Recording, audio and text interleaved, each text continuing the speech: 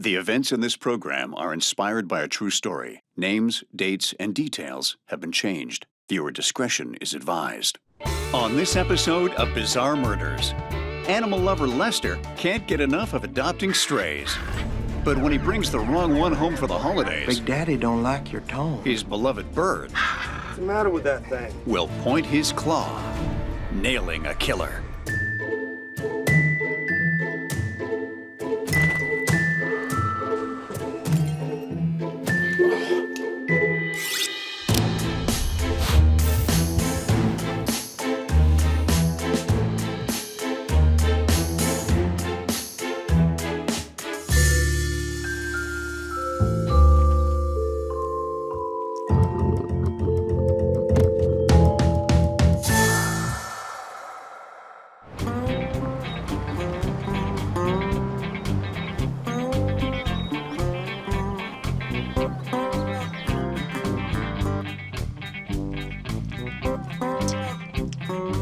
By day, good old boy Lester is the head of a local roofing crew.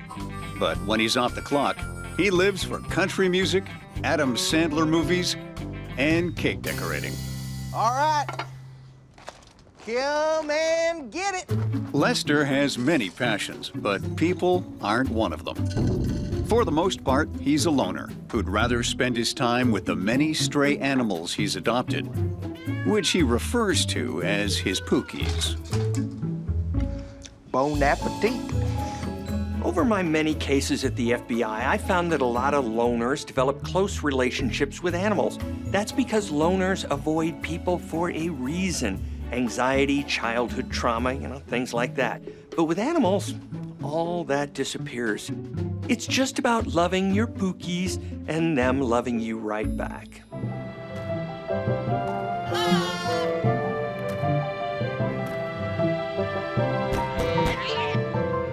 Come on in, Anna.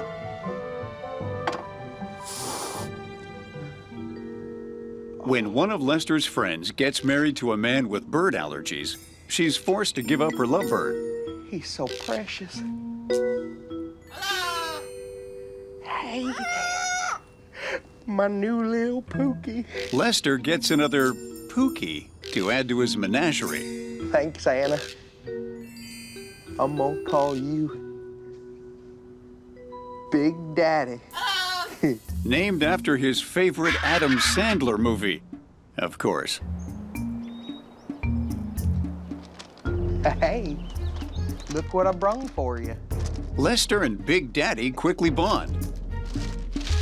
Lester enjoys spoiling his new BFF, Hungry, hungry, hungry. giving him the run of the trailer and bringing him back crawdaddies and grits from the local barbecue joint.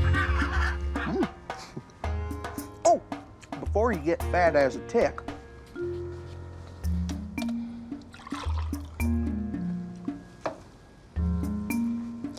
little sweet tea for my sweet Pookie. Y'all got a 6? Go fish.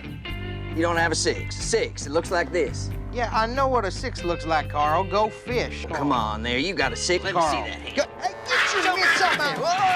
Hey, Big Daddy, no! Big Daddy is ferociously loyal to Lester, attacking anyone who seems to be a threat to him, even a friend. But you said that was a lovebird. He is a lovebird. He's in love with me. That's protective, all right. I've worked with some scary dudes over my career, and even I would be afraid if Big Daddy was coming at me. Whew. Beer? Bear. Beer? Bear. Hey, buddy, how are you? Yes.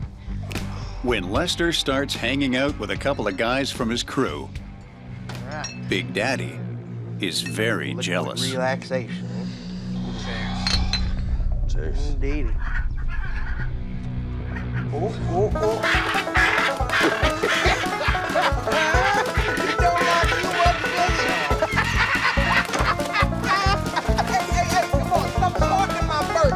Big Daddy, you leave him alone now. Come on. He can smell your fear. That's the problem. Looks like these guys don't pass the Big Daddy test, and we all know animals have that sixth sense, and if they don't like you, there's usually a good reason. Jesus. What's the matter with that thing? Memphis over here just got back from 2 years in the big house for drug possession, and Billy Ray's never met a brawl he didn't like. If there's a bar fight in Lynette, there's a good chance he's at the center of it. What I don't understand is why Lester, the gentle giant, is hanging out with these deadbeats. It feels like he's asking for trouble, but he seems happier than a dead pig in the sunshine. For those of us not from the South, that means he's naive and more than willing to stay that way. Bottoms up, fellas. Yep.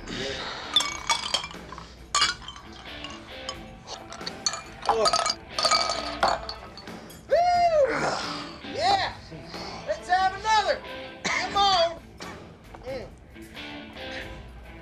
Hey, Jimbo. Guys, this is my cousin Jimbo. These are the guys. Another! Ignore him, he's already cork high and bottle deep. Come on! Another round! Let's go! About time. Yeah, sugar. Another round. Turns out our gentle giant is an angry drunk. Well, that came out of nowhere. I think you've had more than enough for tonight, sweetheart. I'm talking to you, Chicky Poo. Given the way Lester's acting, it seems like he has a problem. And from what I've witnessed, alcoholism can create a real personality split. So while he's little Nicky, when he's sober, he turns full-on Happy Gilmore once the booze is flowing. Another round. Well, bless your sweet, picky little heart.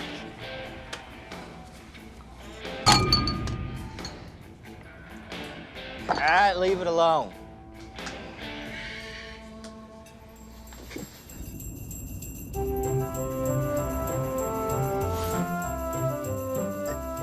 Just as drinking releases the anger in Lester, the holidays bring out his sense of joy. Well, don't look at me like that. It ain't one of your relatives. Every year, he cooks the turkey for his Christmas Day dinner with his few close friends. This time, he's going all out with a deep-fried turducken. We'll have us festive time. When your best friend's a bird, holiday meals are hard. I'd suggest switching to a Christmas ham, but with Lester's collection of animals, he's probably got a pet pig tied out back. Oh, hey, come on in.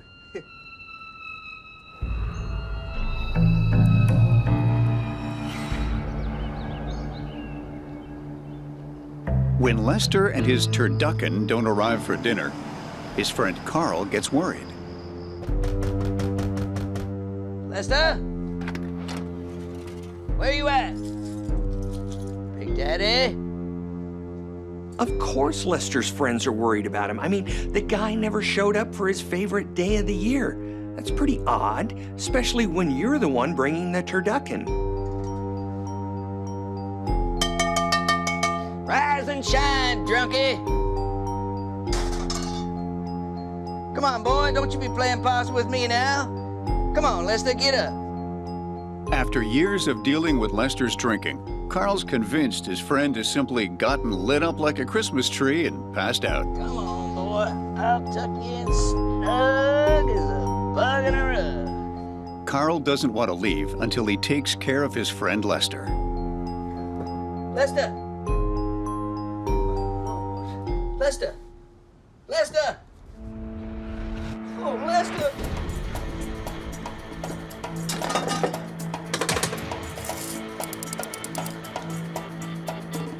That's it. This is Carl. Yeah, I'm out at Lester's place. I need a doctor. I'm gonna need deputy as well. Mess out here. It's not good.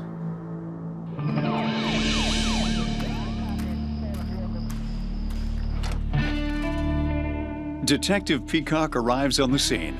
She's known for her no-nonsense attitude and her love of taxidermy. It doesn't take Detective Peacock long to establish that Lester's been strangled to death. But he's not the only victim. His beloved pet lovebird Big Daddy is also dead. Oh no, not Big Daddy. I mean, it's weird that after seeing so many murders, animals being killed still gets to me. I guess there's a little animal lover inside all of us, even my cold, cynical heart. With no sign of forced entry and Lester's television missing, Detective Peacock thinks she might be looking at a robbery gone wrong. But what doesn't fit is the fact that this robber has ransacked the whole place, but only took the TV. And why kill Big Daddy? To strangle a guy, then kill his pet seems personal.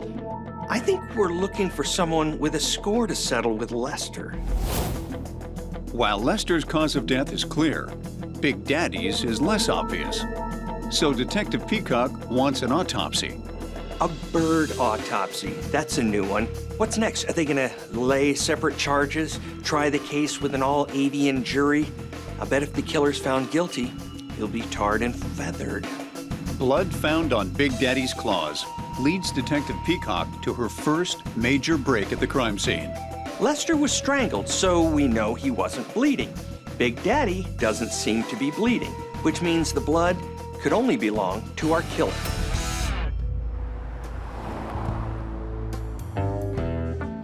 While Detective Peacock waits for the DNA report from the blood samples, a local preacher's wife calls in with a tip. Thank you. The same car has been parked at a convenience store since Christmas Day. When Detective Peacock runs the plates, she discovers the car belongs to Lester.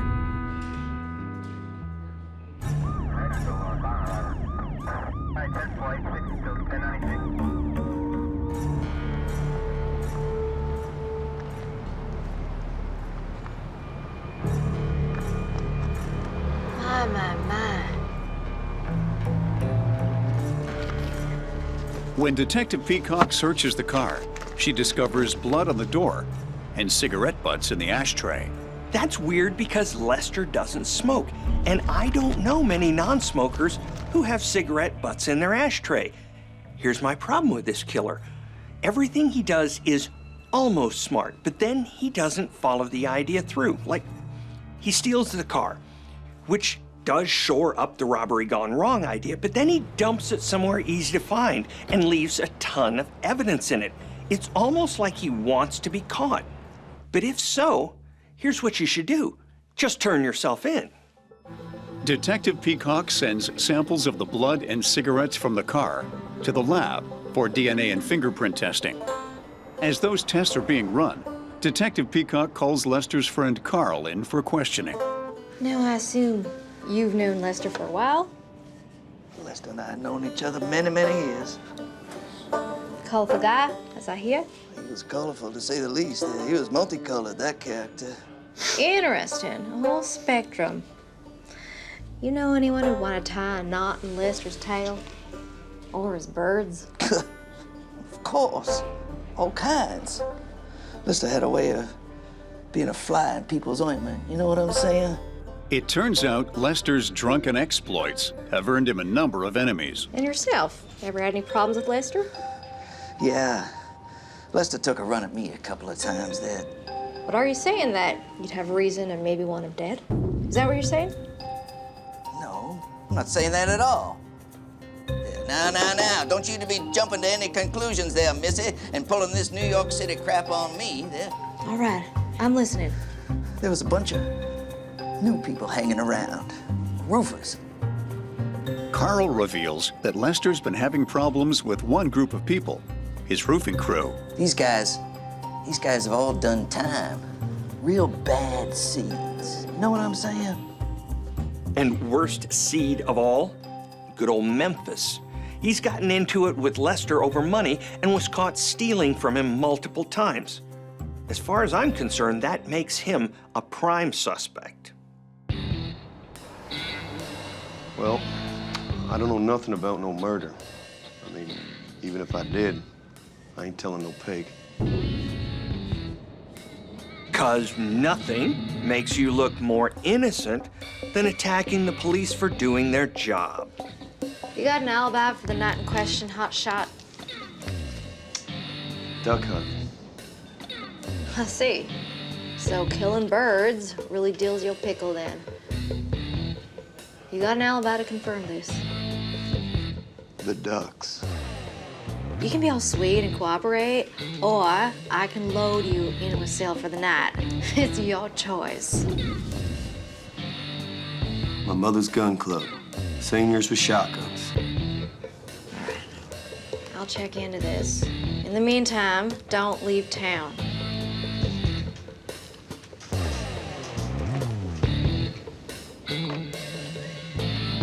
When Detective Peacock contacts the club, Oh, he was there? she learns that Memphis's alibi is solid and that he can't hit the side of a barn with a bullet.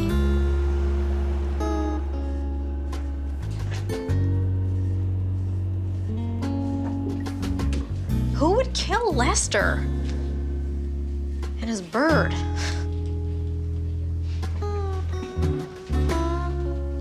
What do you think? With Memphis eliminated as a suspect, Lester's case stalls. Detective Peacock here. I know who murdered that Lester guy and his little bird. Who is this? Detective Peacock convinces the tipster who called in about Lester and Big Daddy's murders to come down to the station. Anybody again? They were in the bar, hooping and hollering and celebrating something. All right. And, oh, that winged monster's never gonna bother anyone again. And Turns out, Billy Ray and Jimbo have been drinking and bragging about having gotten rid of Lester and Big Daddy. Were you aware of any bad blood or any past history? I mean, look, everyone at that bar says one of them cousins did it. So that would be Jimbo or Billy Ray. Yes, ma'am. Hoping to figure out which cousin committed the double homicide, Detective Peacock calls Billy Ray down to the station. Thanks for coming in. I'm Detective Peacock. All right. Now, why would I be hearing that you got something to do with Lester and Big Daddy's murders? Don't know. But what I can tell you is that whoever told you all that has only got one oar in the water. I was having Christmas dinner at my mama's place.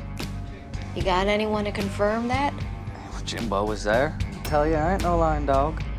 We got a tip that Billy Ray or Jimbo killed Lester and Big Daddy. But now Billy Ray is using Jimbo as his alibi. Something smells fishy, and it's not Big Daddy's old crawdaddies.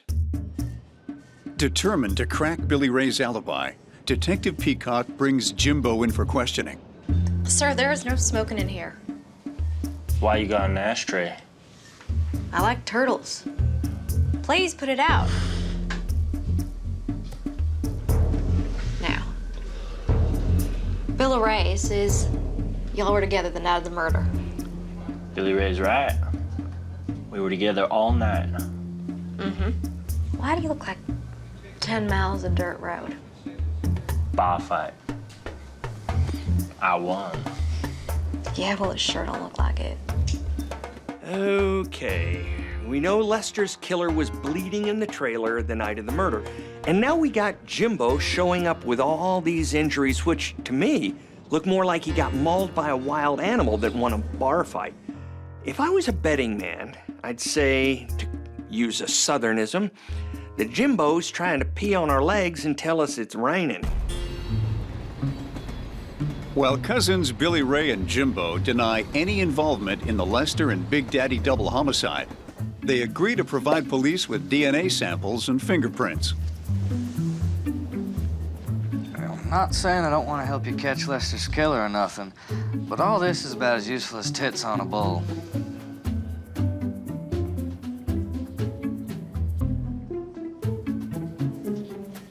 You want me to floss now? When the DNA and fingerprint results come in, they show no match to Memphis, but tie Billy Ray to the cigarettes and Jimbo to the blood in Lester's car and trailer. I have no words. These guys just handed police the evidence to tie them to Lester the night of the murder. And hey, I'll take a match any way I can get one. I'm just saying it's a good thing that most criminals are this dumb, or else some of us over at the FBI would have been out on our ears.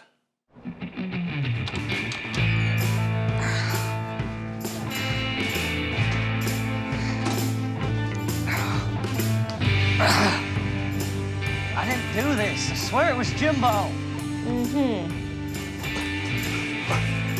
You got the wrong guy here. You should be looking at Billy Ray.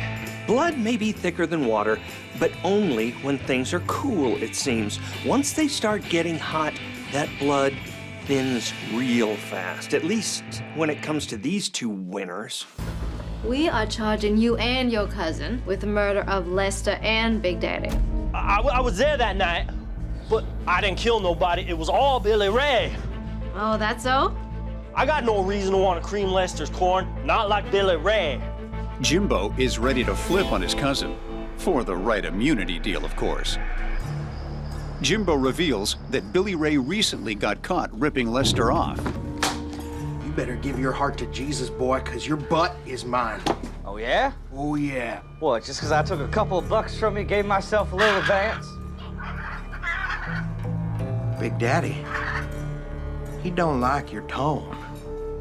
Turns out Lester caught Billy Ray withdrawing large sums from petty cash. We know there was a fight. And Jimbo said you did it. You killed Lester. No. I might have gone to his place. We might have had a fight, but we had a couple of beers and we sorted ourselves out.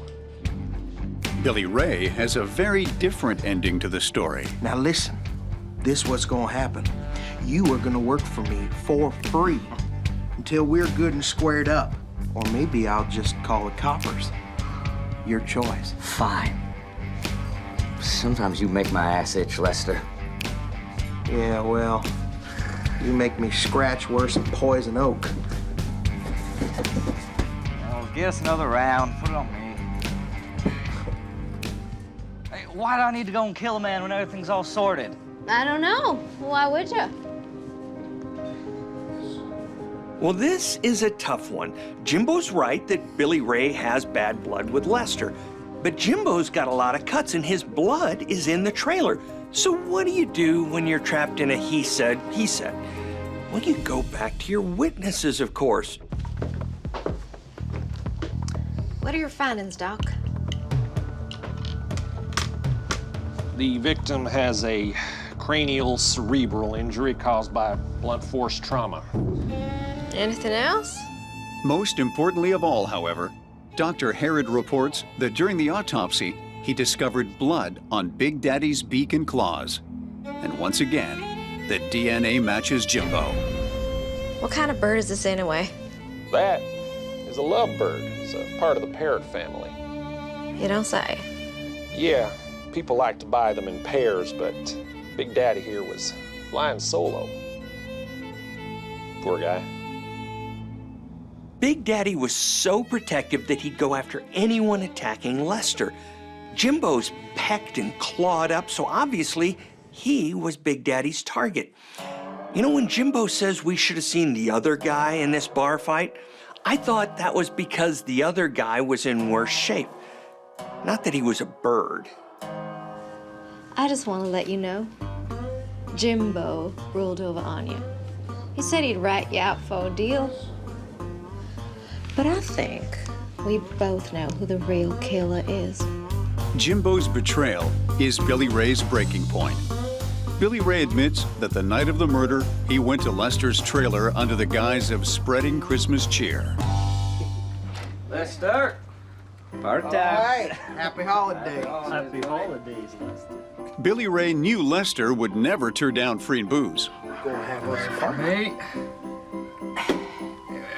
Big one for the big man. Big Daddy likes a teapot. Keeps his claws warm. Well, cheers to that. Let me get you one more there, Lester. Come on. Oh, boy. Come on. We gotta pace ourselves, boys. We are. It's not Fast even pace. Come here. Christmas evening. Once the cousins got Lester good and plastered, they got down to business. Hey, you know, Lester, I want to talk business. You owe me for all that work I've been doing for you. Let me get this straight. Billy Ray defrauds Lester by dipping into the petty cash. Then, when he's partway through working off the money he's stolen, he decides that Lester's ripping him off and needs to give him back pay for the work he's done. Well, that just might be the definition of brazen. I don't work for nothing, you know. You serious? Oh, shit. You know, I never should have hired a bunch of townies. Y'all are about as useless as a steering wheel on a mule. You know, maybe I should just go call the coppers. Have them chuck you back in the joint where you belong. You shut your mouth up about my cousin, boy. Come. Come.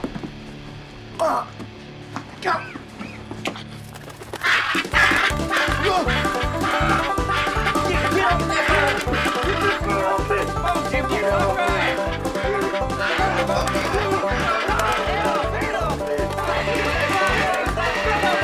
turkey, Jimbo! Turkey! Come on, Jimbo!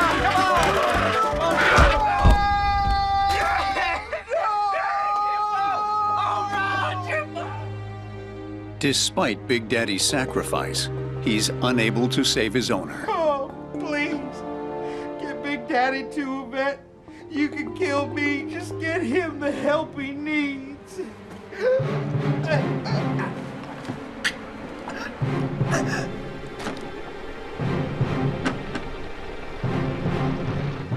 Turns out Jimbo's motive was defending his cousin's reputation. The problem with hotheads like Billy Ray and Jimbo is that they go straight from 0 to 60, so something as simple as defending someone's honor can easily turn deadly, especially when you've got a button pusher like a drunken Lester around. Looks like you and your bird are going the way of the dodo. Whoa!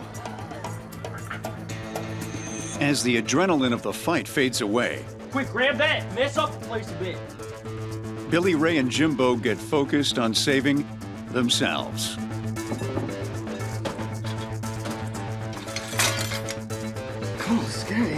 So it doesn't surprise me at all that Dumb and Dumber over there have this brilliant brainwave about making the killings look like a robbery gone wrong. But in their hazy state, all they manage to do is create a fake robbery gone wrong. Billy Ray and Jimbo are both convicted of first-degree murder and sentenced to life without the possibility of parole. Can't believe that stupid bird put us here. Stupid bird. You're the one who killed my boss in his own place and left your blood all over her, were? Turns out Lester's love of animals continues after his death. He leaves all of his money to the Humane Society. Animals have a big impact on Jimbo, too. He's nicknamed Tweety in prison in honor of his lovebird scars. Sure, that worked out well. It goes to show you, never go up against a lovebird when, as the Southerners say, you ain't got the sense of a goose.